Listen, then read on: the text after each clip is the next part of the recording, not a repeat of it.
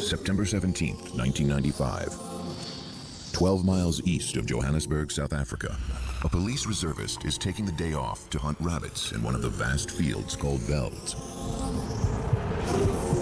Suddenly, the stench of decomposing flesh fills the air.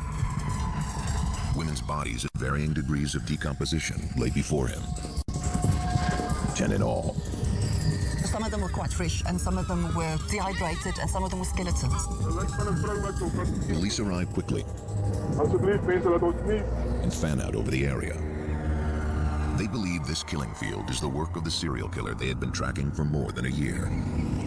At first, they had found victims one by one, but this discovery demonstrates that the killer has become more adept and more daring. The bodies of 30 women have now been found in similar fields from Johannesburg to Pretoria. The victims were all black and between the ages of 19 and 43. All had been strangled with articles of clothing, panties, bras, stockings. Leon Nell was one of the lead investigators on the case. He used sticks to actually wind the stocking and or clothing around their necks. The first body connected to the killer was found on July 16, 1994, outside of Johannesburg. Soon after, 2 more victims turned up. Superintendent Vinyl Viljoen began to see a pattern. The scenes were similar to each other. We started looking into the fact that it can be a serial killer. One young mother had her hands bound with her own brassiere. A few feet away was the body of her infant son. As the year wore on, police would discover a body every 2 weeks, then once a week, then 2 every week. Yes, I'm very afraid. I can't even walk in the night. Now, less than a year after the end of apartheid, black women were subject to a new form of tyranny. I think he's making all the women scared, and then I don't feel very good about it. And when we go around in town or wherever, because we don't know where he stays, so I'm very scared and we don't know what to do. To find that man, yeah, they must fight to get him. The police can't cope with this type of criminal activity without the wholehearted support of the community, and we would like to appeal to the community once again to come forward with any portion of possible information. So brutal were the crimes, President Nelson Mandela made a personal visit to the desolate killing field. Investigators had found DNA evidence and many leads, but no clear suspects.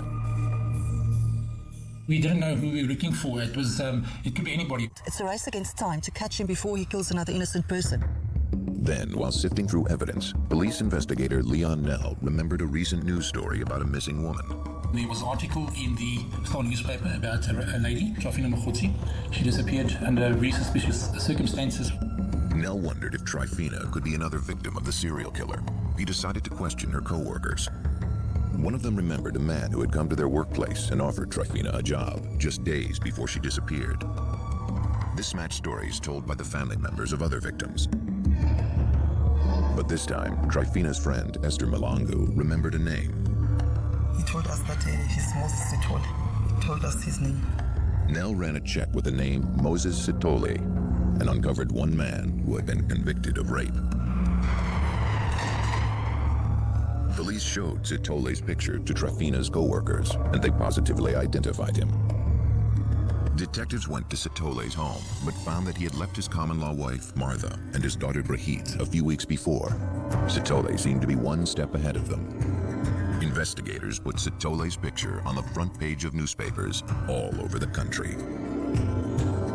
Every day that he's out and walking around the streets of South Africa, it can be another female that falls victim to him.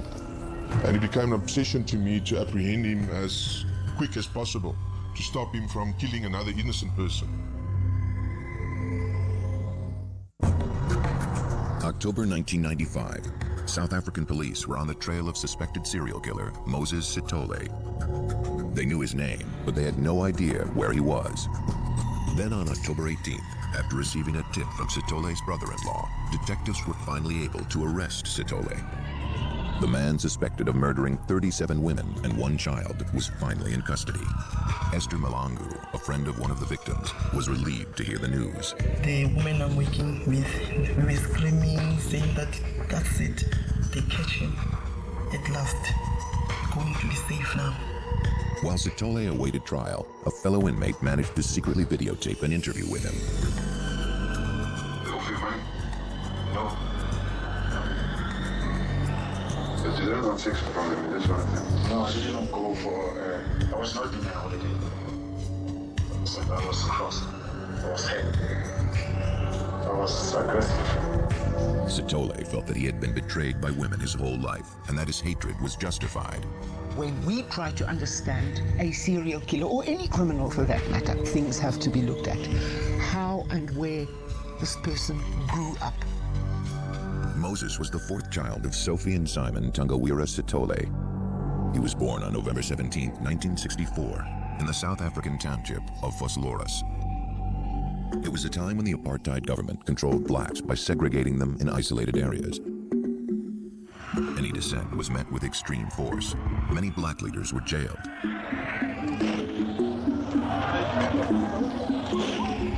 As a youth, Moses Sithole saw resistance to this oppression turn violent. The moment you wake up in the morning to the moment you lay down to sleep, it's this struggle against this government, this oppressive power, and it affects everything that you do in your life. Black workers were forced to live in company housing near the factories and mines where they were employed. Moses was a bright and curious boy, but he had few opportunities for education. Life within his tin-roofed home was difficult. He'd been abused by his mother, who he says was an alcoholic, from a stepsister that he says abused him, from being raped by a woman in his younger years. Then, when he was 6 years old, Moses' father died. Because Simon Sithole was the sole provider, Sophie and her 6 children were evicted from their home. Moses spent the remainder of his childhood bouncing from one poorly run youth home to another. Sithole described these conditions more than 20 years later during his prison interview. The treatment was bad, really bad. You had to be strong to survive. Miserable, Moses escaped when he was about 8 years old and tried to return to his mother. He made his way home crossing vast velds and passing through shanty towns. But there was no joyous reunion. Instead, his mother sent the boy back to the orphanage. Hurt has been my daily bread. Hurt has been my prayer. Every minute, every second, every day, every week, every month, and every year. Because of a feeling of powerlessness, starts to fantasize about a way to obtain power. When he was about 11, Moses was moved to yet another orphanage in KwaZulu-Natal, an apartheid-designated black homeland near the Indian Ocean. In his early teens, Moses ran away again. He hitchhiked 300 miles back to Vosloorus to stay with his older brother Patrick. Now on his own, Moses worked menial jobs. He trained as an amateur boxer, building his strength. He also became popular with local women for his charm and disarming smile. Sithole's defense attorney, Eben Jordan. What I can tell you, he is a very intelligent man. Well-spoken. Apparently he was a member of the library in Pretoria. He took out classical music CDs.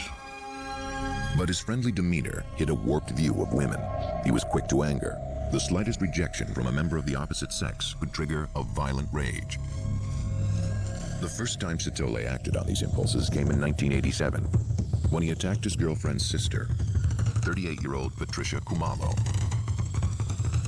He lured her to the mine dump in Cleveland, Johannesburg, where he raped her. He left Kumalo tied up with her clothing thrown up over her face. She managed to escape, but fearing for her life, she never went to the authorities. Sithole had not yet killed, but like other serial killers, this first crime established a pattern, one that would become more violent and complex over the next 8 years. Serial killers all have a fantasy, which is the basic blueprint of what they do. The problem is, reality is never as perfect as fantasy. So they keep on repeating it in order to get it right, to get it perfect. And the problem is, it will never be as perfect as it is in your fantasy. A desolate veld outside of Johannesburg would soon become the stage for Moses Sithole's twisted fantasies of power and death.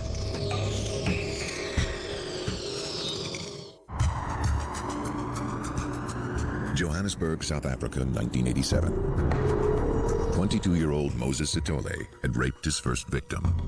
Because she was too afraid to tell the police, Sithole was able to assault another woman. His actions became more violent over time. His third victim, Lindiwe Nkosi, was another girlfriend's sister. He lured her to a remote spot, then threatened to pour gasoline on her and set her on fire if she didn't submit. After raping Nkosi, he choked her until she lost consciousness. When she revived, he told her he would kill her if she went to the authorities.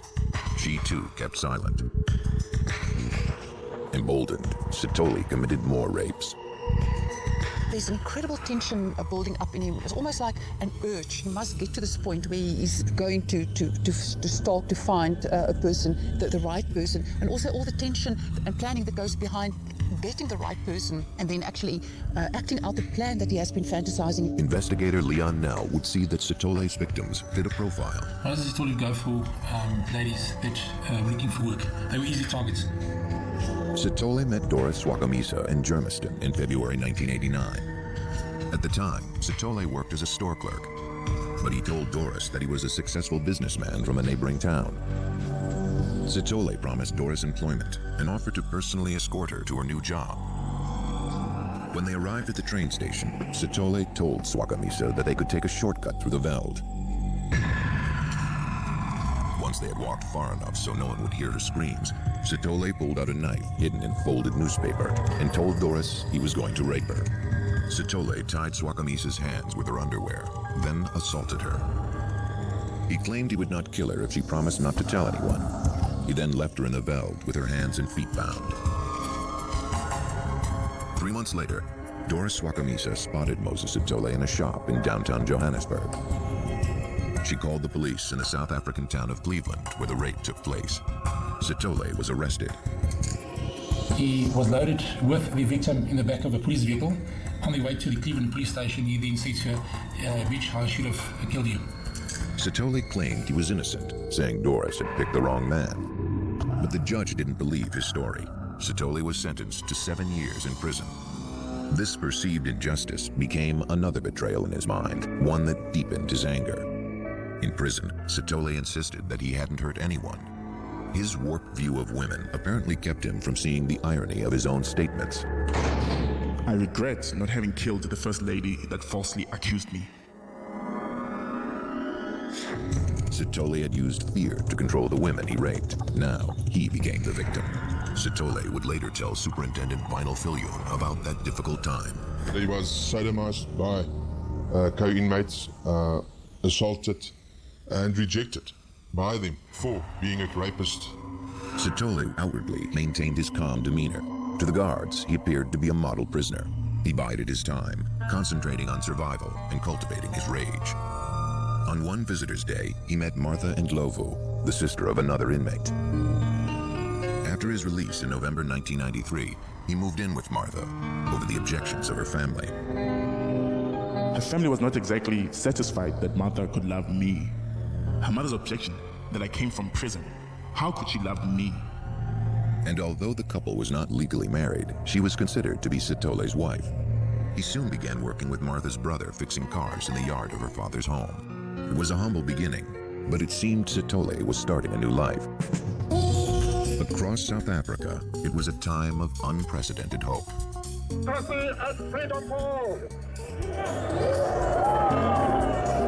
stand here before you not as a prophet, but as a humble servant.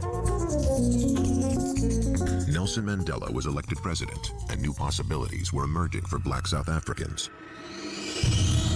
But for Sithole, freedom provided a different kind of opportunity. For the first time, black South Africans felt they were able to travel freely across the country. Many small-town women came to the cities looking for work. Their naivete and gentle country manners made them especially vulnerable to a sexual predator like Sithole. After a few months, Sithole stopped working as a mechanic. Each morning, he left the house with a folded newspaper under his arm. He claimed to be looking for work, but he was actually preparing to commit his first murder. Like many other serial killers, Sithole focused his rage on the most marginal groups in his society. In this case, unemployed black women. For every crime, there's a build-up of tension. They experience certain trigger events. It could be a conflict with the female or even just another person, which acts as the final trigger as to why they go and commit the murders. In early July 1994, Sithole met 19-year-old Maria Monama on the streets of Pretoria. He had a type of personality that people, and specifically women, could fall for very easily. Sithole, who introduced himself as Sylvester, was neatly dressed. He charmed the young woman and her family. Was able to make himself into this presentable person that middle-class people were able to invite into their homes and even contemplate having their daughter date or entrusting their child to his care. Soon after, Sithole lured Maria to a remote veld and strangled her. It was his first murder. It's sort of a masterpiece of a thing that happens during the day and no one can see. Even if there were people around, it's so quick that it takes a split of a second to put everything under control. When Maria's body was found, there was a cryptic note scrawled on her leg. "I am not fighting with you. We will stay here until you understand." Sithole reveled in his first kill and began planning his next one. After he committed the act, the fantasizing takes basically control of his life. The acts just become more violent, more gruesome, more grisly, because he needs his urge to be satisfied. He's got this addiction to the omnipotent power where he thinks he's actually God and he is in control. The only screaming was, "Please, don't kill. Do anything, but don't kill me." Some of them will pray to me like a god. By July 1994, South African Moses Sithole had progressed from rape to murder. Over the next 4 months, he assaulted and strangled 5 women. Inspector Leon Nell was part of the manhunt for the elusive serial killer.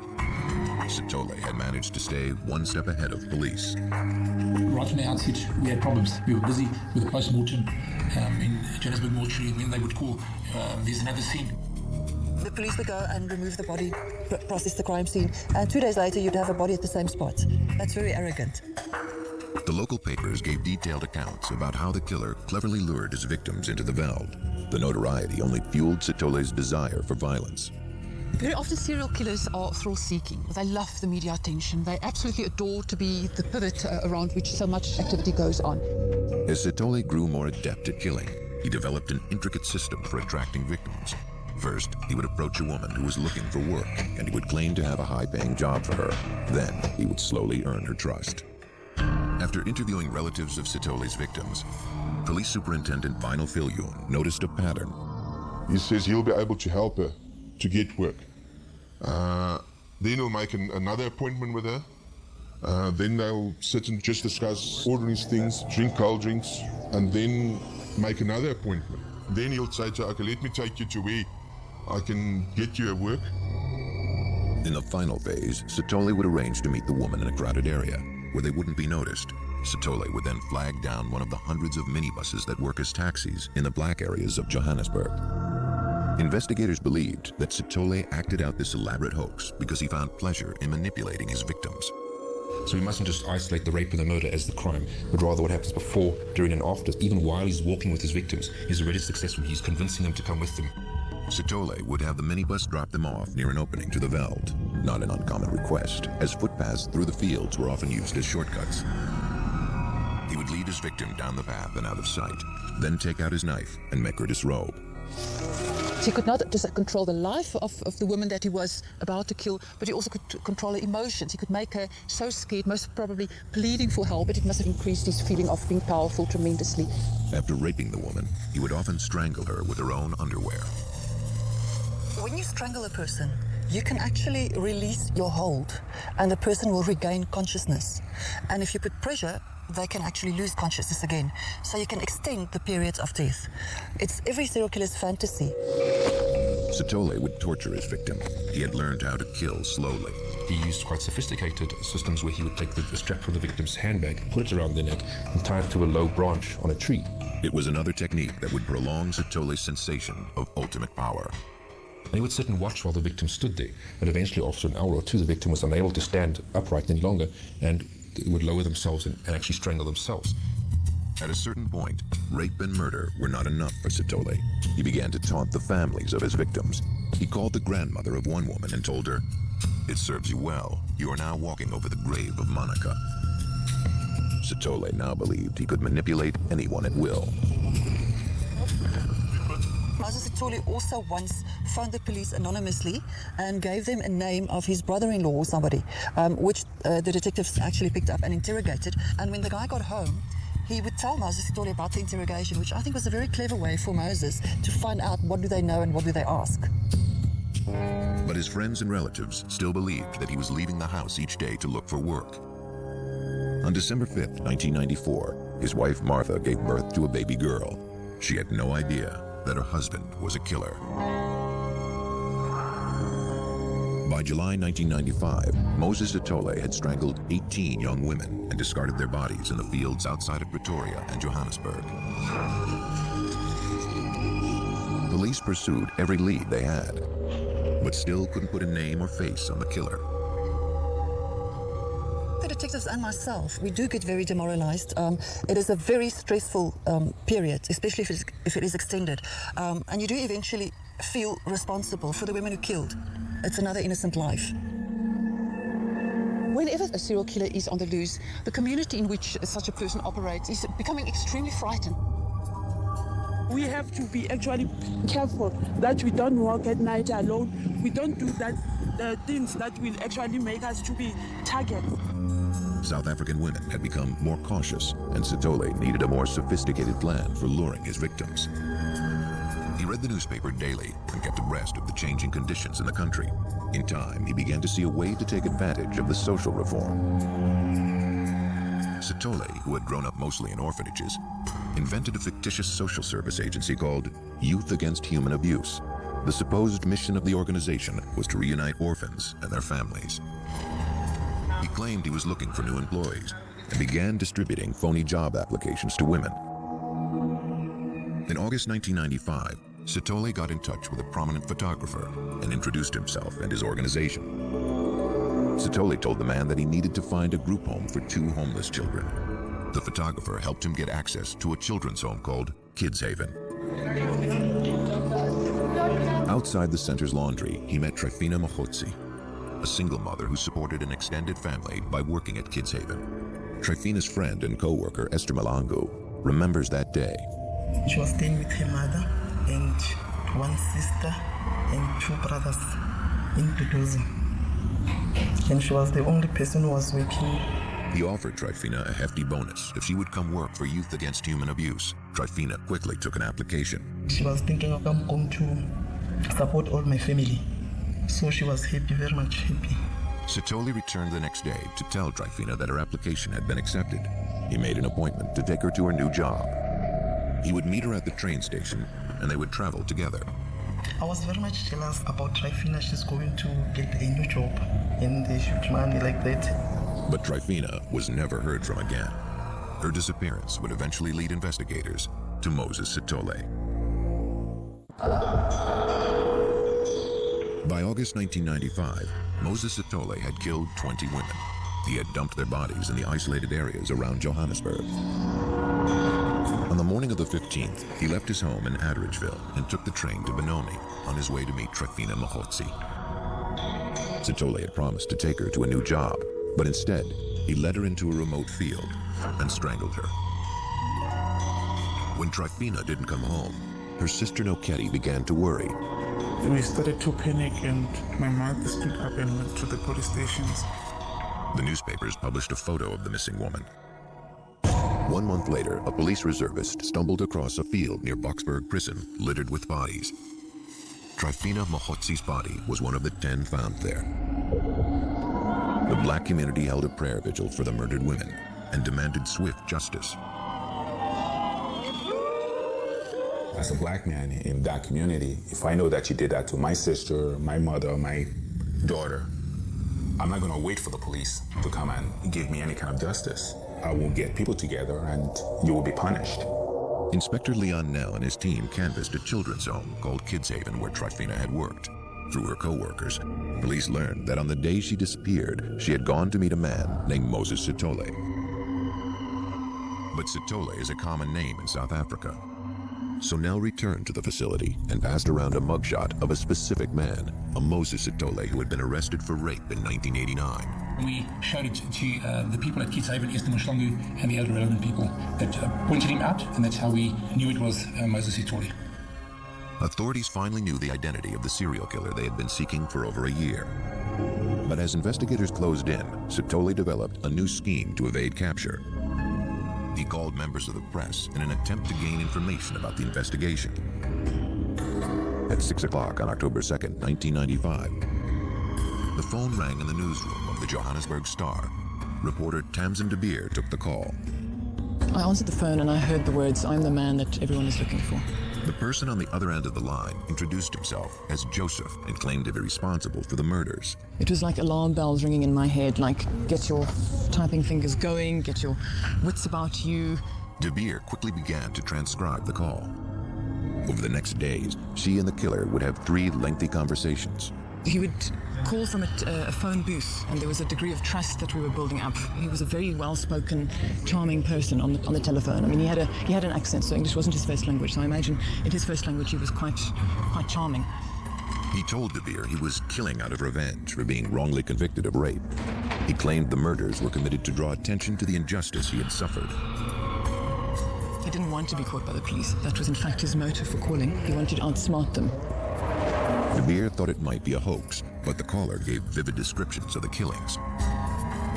As the calls continued, Sithole confided more and more to 26-year-old De Beer. He described how some women would fight, other women would just give up. It was of some interest to him, I think, how certain women would respond and others would fight. I remember him saying that some women were as strong as men, and he really struggled with them. De Beer contacted the police and gave them transcripts of the conversation. Still, they were not certain that she was dealing with the actual killer. The next time Joseph called, she asked him to prove he was the serial murderer. He then told her the location of a body in the Eastern Rand area of Johannesburg that the police had not yet found. It wasn't a recent victim. He said there was a piece of metal over her body, and that he had gone back and he had lifted up the piece of metal and found her there, and she was basically a skeleton at this point. De Beer relayed the information to the authorities. After several searches, investigators discovered the woman in a veld outside Johannesburg. He then described where another body was, a relatively fresh one, that she was hanging half in a tree. Police found that body just as Joseph described. It was the killer's latest victim, a 31-year-old woman who had disappeared just the day before. Police were waiting nearby when Sithole contacted De Beer for the 3rd time. When the money ran out on Sithole's payphone, De Beer asked for the number to call him back, and he gave it to her. Investigators traced the number to a nearby train station. De Beer kept Sithole on the line while officers rushed to the station. He said, "Hang on," and the phone went dead. There was nothing. And I remember on the line going, "Hello, hello, hello, hello." De Beer was upset. During the course of their phone conversations, she had begun to feel empathy for him. I was quite alarmed that perhaps the police had shot him. And I remember thinking, no, shame, this poor man out there, this lost, broken person, which of course he was, but he was also a monster. Sithole was now on the run, and police were desperate to catch him before he killed again. On October 13th, 1995, his photo appeared on television and in newspapers from Johannesburg to Pretoria. That evening, Tamsin de Beer's phone rang again. This Joseph character basically shouted at me about how could I have done that, but what did I do? We had a trust going, I broke the trust. A few days later, Moses Sithole got in touch with his brother-in-law, Maxwell Makabene, hoping to get a gun. Makabene told Sithole he would help. He arranged to meet Sithole at the factory where he worked. Maxwell then called the police. Undercover police officer Francis Molovetsi was posted at the gate ready to arrest the murderer. When Sithole arrived, he sensed the trap and fled. He ran into a dark alley. Officer Molovetsi was close behind. Suddenly, Sithole turned and took a swipe at the officer with an axe. In response, Molovetsi fired several shots. Sithole was hit in the abdomen and the leg. Police rushed him to the hospital. Vinyl Filhyun tried to interrogate Sithole, but he was uncooperative. I asked him, Moses, did we found all the victims? So his answer to me was, I don't know. And I started thinking, what does he mean by I don't know? So I asked him again, Moses, did we found all the victims? And he said to me, I don't know, because I wasn't with you. Investigators reasoned that since Sithole's victims were women, a female detective might be better able to draw him out. The strategy worked. He became aroused at the thought of his crimes and masturbated while describing them to her. He started bragging to her how he killed them, what he did, and that sort of thing.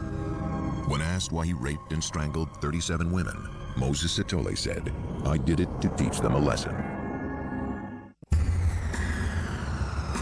On October 18, 1995, serial killer Moses Sithole was shot during his arrest. After recovering from his wounds, Sithole was transferred to a prison near Pretoria to await trial. There, he received numerous death threats from angry citizens. Sithole was heavily guarded by an elite police unit. Leon Nell remembers the tense situation. We did not want anything to happen to Moses. We wanted to have a fair trial. While in prison, a fellow inmate, Derek Schoolman, gained Sithole's confidence. He managed to smuggle recording equipment into the prison and taped their conversations. Strangled him? You beat him? No, I didn't beat anybody. Just strangled, yeah. How long does it take for somebody to die for you to strangle them? A few minutes. Is it? Yeah. That's, 5 minutes is too much. Sithole described his intense anger toward women. I fully hate a black woman. A woman can hurt you more than a man, more than anybody in this world. On October 21st, 1996, Moses Sithole was charged in the Pretoria High Court with 38 murders and 40 rapes. There was much more ladies he raped and killed that we knew about, but there wasn't sufficient evidence to obviously charge him on these cases. More than 140 witnesses testified for the state, including Trifina Mogotsi's best friend, Esther Malangu. When we go to the court with Moses Sithole, I was very much scared, but I did go through this court thing, and then we went inside, and then Moses Sithole, he was there. Sithole did his best to intimidate the witnesses. When I was giving my story, and then he was just laughing at me, and he was shaking his head. DNA linked Sithole to the murders, but his jailhouse confession was the most chilling evidence. In the video, he appears relaxed as he boasts about his crimes. If he's writing on the spot and the decision, the final decision, but here, she must die. She can see it. I should die then. She can see it. But no chance. Nothing will help her. Sithole said one of the women knew karate and that he had struggled with her for hours. Yeah, I gave her a chance to fight. And when we fight, I tell her, if you lose, you die.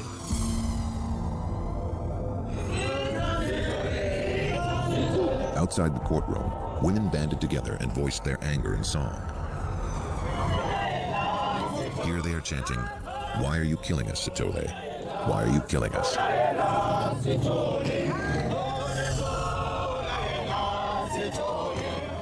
When the crowds heard about Sithole's arrogance, they demanded the judge turn him over so they could punish him themselves. The death penalty had been recently abolished in post-apartheid South Africa, but the court made certain Sithole would never kill again. On December 5th, 1997, with his defense attorney Eben Jordan nearby, Moses Sithole was sentenced to 2,410 years in prison. He was shocked. He believed throughout that he would be acquitted. I was feeling like that time, that they must kill him too. Because some of the women, they left their children, they left their families because of him. Yes, we're happy about the sentence, but we've lost our sister, and my mother lost her daughter. Sithole was taken from court to the maximum security facility of Pretoria's Central Prison, where he was held without chance of pardon or parole. Diagnosed with AIDS after his arrest, Sithole received antiviral drugs and benefited from the prison hospital.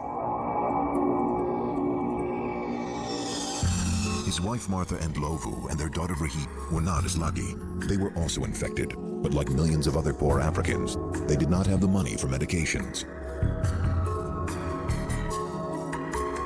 Moses Sithole began his terrifying killing spree at a time when black Africans had enormous hopes for the future. At that point in history, he could have made himself into the person that he pretended to be. Instead, he took the lives of 37 women and 1 child, spreading heartbreak and fear throughout his community. I feel so painful when I remember my daughter going out saying he's going to look for work, and he never came back. Who they are, where they are from, I didn't care. It's just the type of woman that reminds me of the woman who falsely accused me. And then I just kill her. It is very important to understand they need to feel in control of everything. Feeling in control not only of the woman he was killing and raping, but of the whole world around him. Some experts believe that Sithole's warped perception of women was formed early in childhood as a result of abuse, but they say even that doesn't explain everything. We cannot say that there's a cause and effect between being abused as a child and then later becoming a criminal, because so many people successfully overcome what has happened to them as children. I was out there to do a job that has been done to me, the thing that I have to give back, eye for eye.